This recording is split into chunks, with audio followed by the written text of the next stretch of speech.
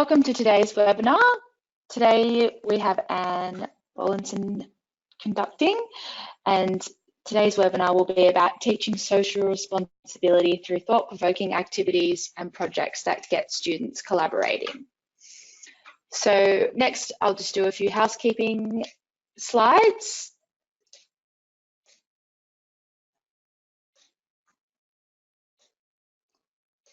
So I need to go on to slide 3. Yep.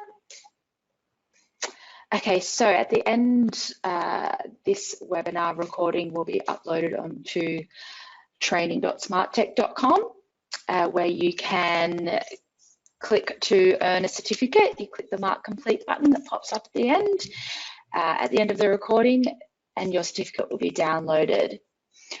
So next, I'll just introduce Anne. Hi, I'm Anne Bollinson, and I'm an education technologies consultant with Integrate AV, and I have 10+ years in education and communications. I've been a teacher and a curriculum developer, and I work for various nonprofit organizations with literacy and numeracy programs. And for today's webinar, the purpose is really to provide a range of content and activity ideas for social responsibility and character building lessons.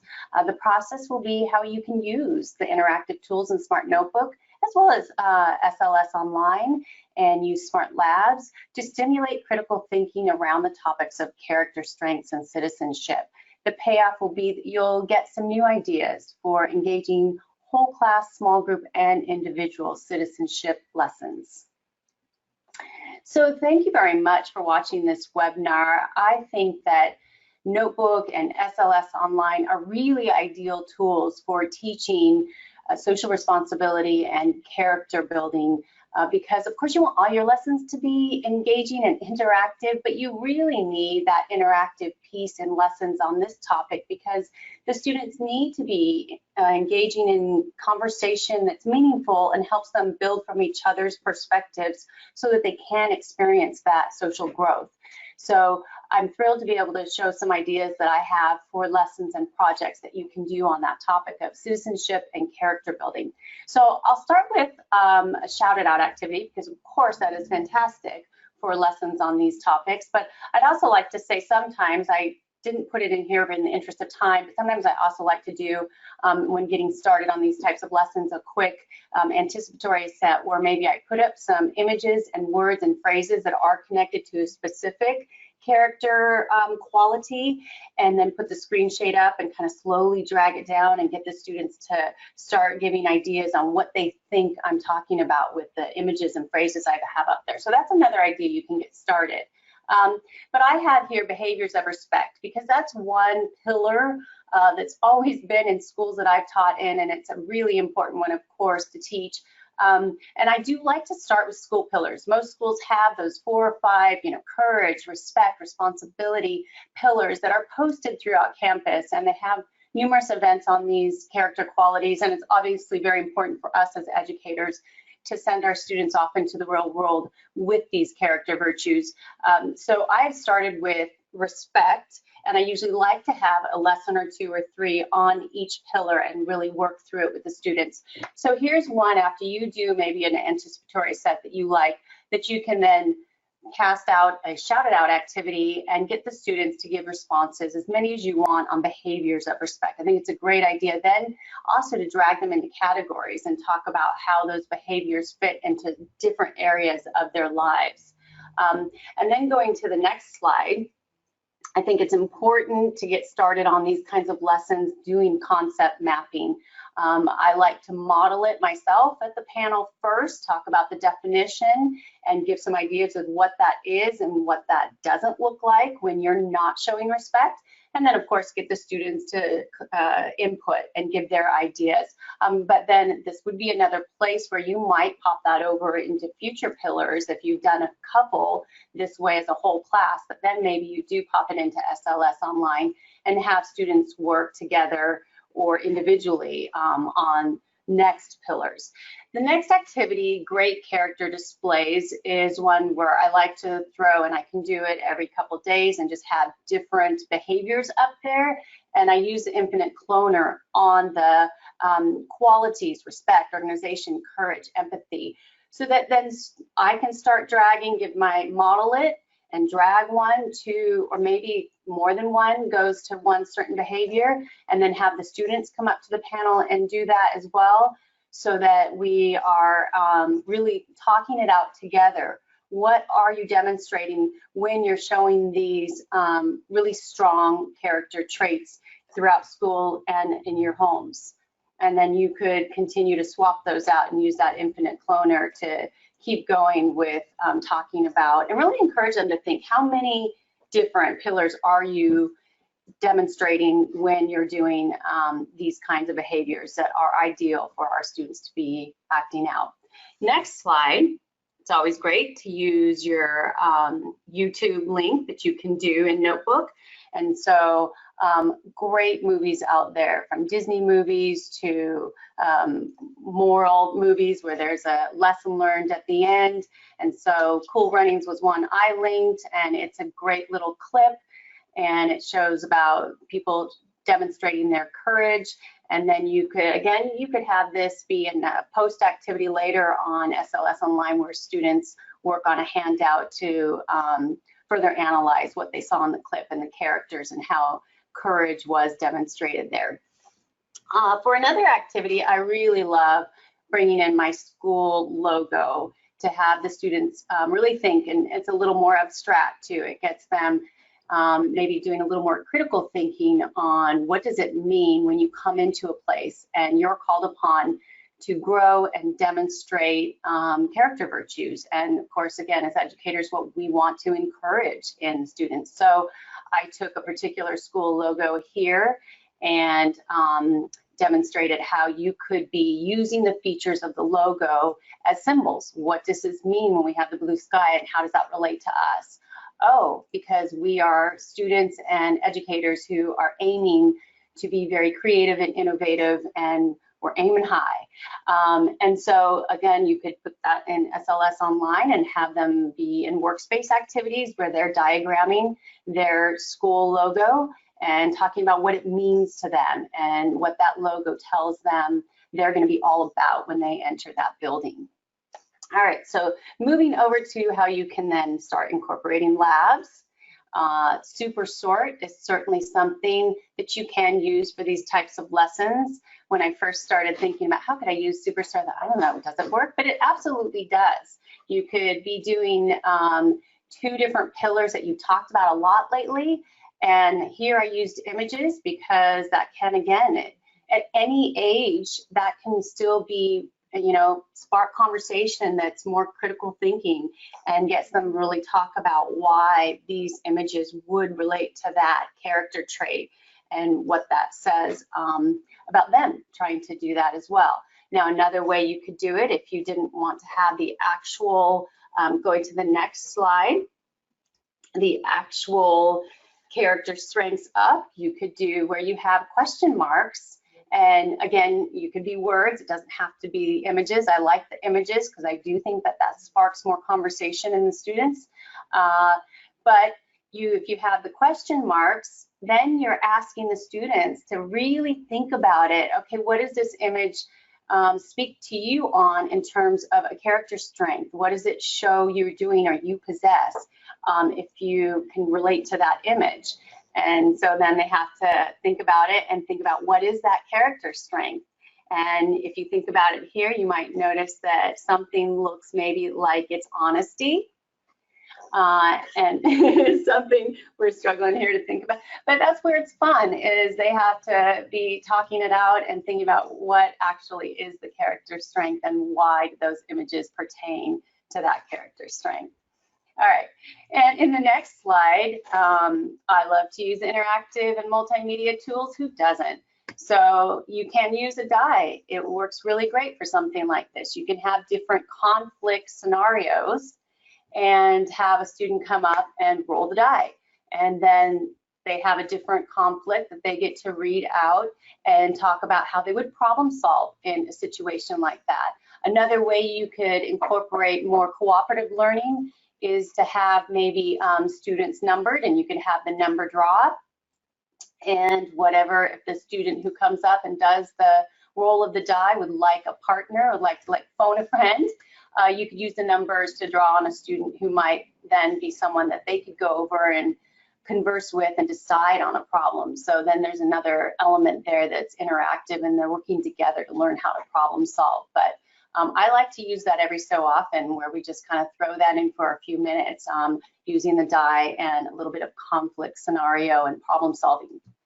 Another way to use interactive media tools with a lesson on citizenship or character building would be something around being grateful. You could change that topic, but you could use this spinner then, and it lands on, oh, family. So whoever you call on, or if you want to let them raise their hand and just, when they've got an answer, or however you want to do that, then ask them to talk about something specific that they want to express they're grateful for in their family life. Another way to use those tools. All right, and this next activity is one I do think would be really great in SLS Online. You can put it in there as an individual handout or workspace activity, but now that you've maybe done a few lessons with honesty and respect, courage, scholarship are the ones I chose, but assuming I've done concept mapping, we've done problem solving, we've done a few labs, and maybe a writing assignment as well.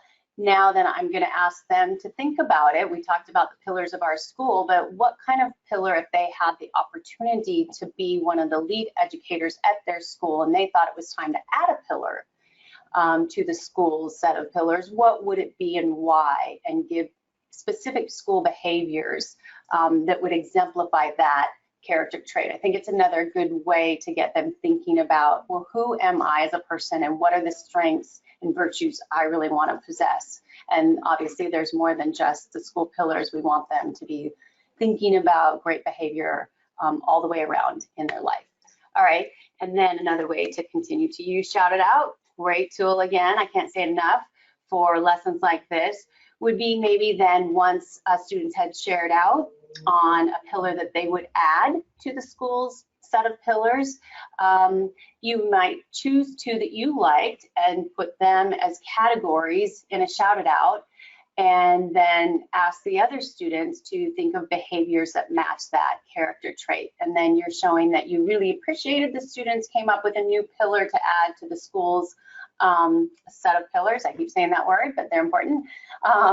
Then you can say that shows them that you're thinking that those are great ideas they came up with, and getting them then to think further on how would they demonstrate that character quality.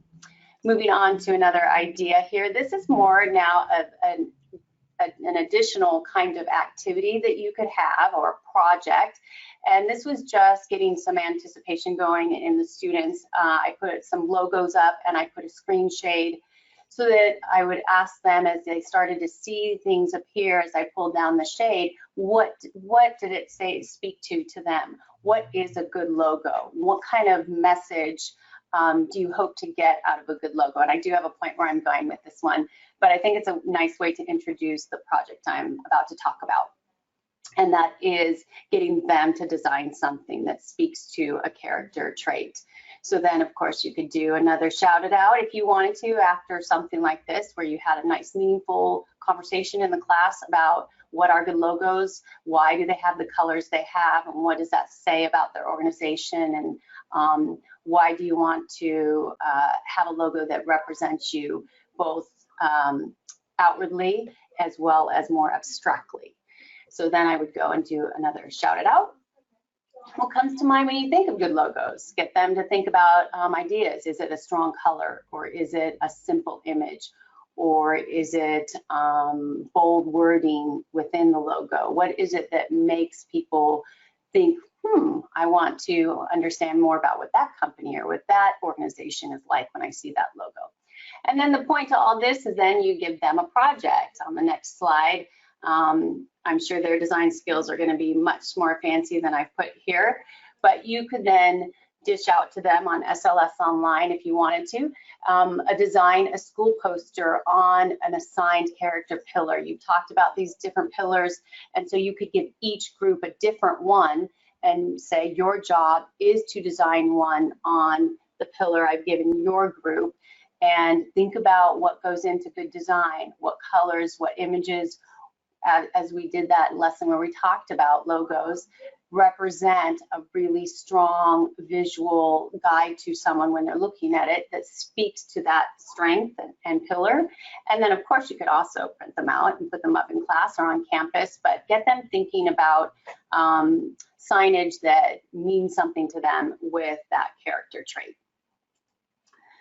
This one is another one that I think, or I envision being really good for SLS Online, and this is moving to a project around corporate responsibility, which that is a big term these days, and we hear a lot about it, and obviously our students are going to go off into the working world someday.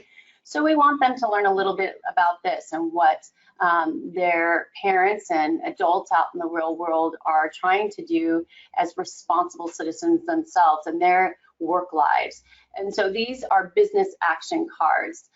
You could certainly have them physically cut them out and do a categorizing activity, or again, you could pop it into SLS Online, have them diagram and categorize how would they put these different activities. Only print when necessary, set up and promote flexible working hours, match employees charitable giving. Ask them to read through those and how would they categorize those different actions.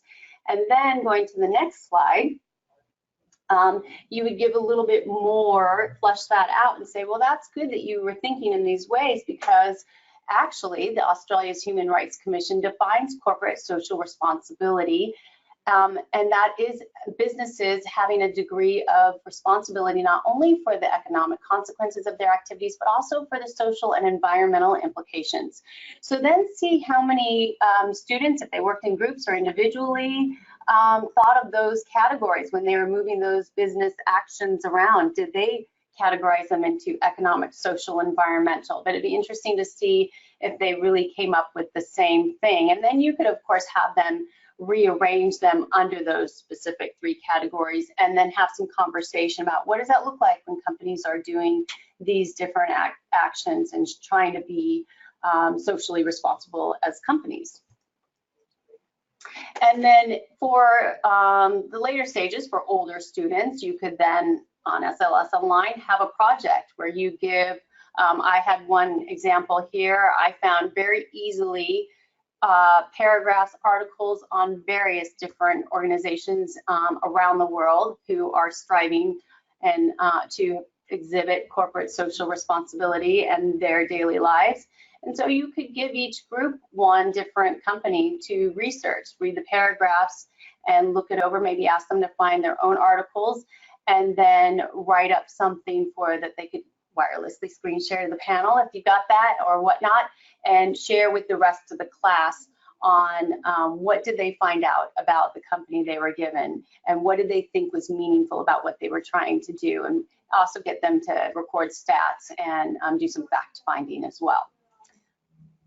And there's just another example. There's Bosch, who's been doing some interesting things, and I put examples on there. You can find your own. But it's a great way to get them thinking about, again, how are adults out in the real world continuing to build upon their characters and their virtues. All right, here is a totally separate idea for a project, design your own heart map. And I love this one because, again, after you've done some lessons on character strengths and how you're wanting the students to really think about the behaviors they need to exhibit in their lives and how they need to grow, it's nice to let them think about that as they design a little piece that talks about what's in their heart. And it's also a great opportunity for them to learn more about their classmates and express themselves to their class. So on the next slide, I show what that actually looks like. A heart map is where you have a nice big heart. Again, they can do this digitally or on paper. But they design a little heart that talks about things that are important to them in their lives and put nice color and design on it. They love sharing these out. So there's an example of the template on the next slide, but you really want to encourage them. Think about the character strengths and pillars that we've been talking about and put some of those in there. And then, of course, you want them to write. Keep building on those wonderful writing skills and ask them to write a short story about who they are, what do they think is their biggest character strength, and what is a character trait, perhaps one that you talked about in class that you've been doing lessons on, that they want to continue to develop in their repertoire of personal qualities, and what they really want to grow on and work on doing better in their lives. And then of course have them share those out, because they're colorful and lovely and they do like expressing themselves, and you want to make them think about what are they working on personally. And getting back to labs, because you got to have some labs in there. This one is a match them up if you do the heart map, and it also is testing the students to see if they were listening when their fellow students shared their heart map and their story and talked about themselves. See if they can do a match them up on what was the biggest strength each student. Oh, nice job there, student. What was the biggest strength each student wrote about in their heart map story? So great for, again, the conversations on what kind of virtues do we want to exhibit in our lives, but also, again, testing that they were listening and being respectful to their classmates when it was their time to share. All right, and a culminating activity, you've got to have a game show. So there you go. You can put in questions that you learned and talked about in the corporate responsibility section. You can put in questions on the heart maps. You can put in questions on your school pillars that you've been talking about, synonyms for the different pillars, all kinds of questions there that you can do and have that culminating activity and get the students talking, laughing, reminding themselves what's so important for them to go out and live out in their lives, and send them off with heaps of virtues inside them. So there we have it. I hope that you found some of those activities, lessons, ideas for SLS Online, as well as Notebook and labs helpful, and that some of them might be useful for you in conducting your own citizenship and character building lessons. Thanks, Anne. That was fantastic. I know that myself and all the teachers out there watching took away some really great ideas. I particularly loved the heart mapping idea. We are pre-recording this because we had some technical issues yesterday. But I will ask: you used quite a lot of widgets in the dice and the spinner. Are you able to just take us through really quickly how and where you found those and how you embedded them into the Notebook page? Maybe if you open up a new page and show us sort of how you find those widgets.